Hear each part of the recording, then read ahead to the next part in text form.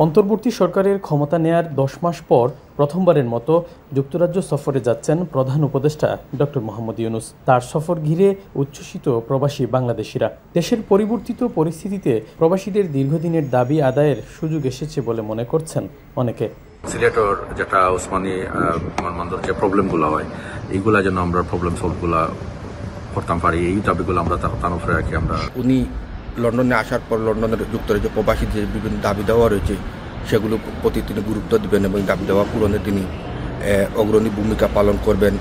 প্রধান উপদেষ্টাকে স্বাগত জানাতে যুক্তরাজ্য জুড়ে নেওয়া হচ্ছে নানা প্রস্তুতি, চলছে সভা সমাবেশ। কমিউনিটি নেতারা মনে করছেন এই সফর বাংলাদেশের জন্য গর্বের ও গৌরবের।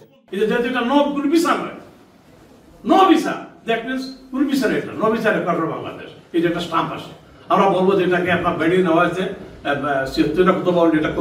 উনি যে পুরস্কারটা নিচ্ছেন এবং পাচ্ছেন সেটার জন্য আমরা তো অবশ্যই খুবই গর্ব অনুভব করতে পারি। কিংয়ের সাথে আলাপ করবেন, প্রাইম মিনিস্টারের সাথে আলাপ করবেন, আমাদের কমিউনিটি ওনাকে সর্বাত্মকভাবে সাহায্য করবে এবং we are very proud of him.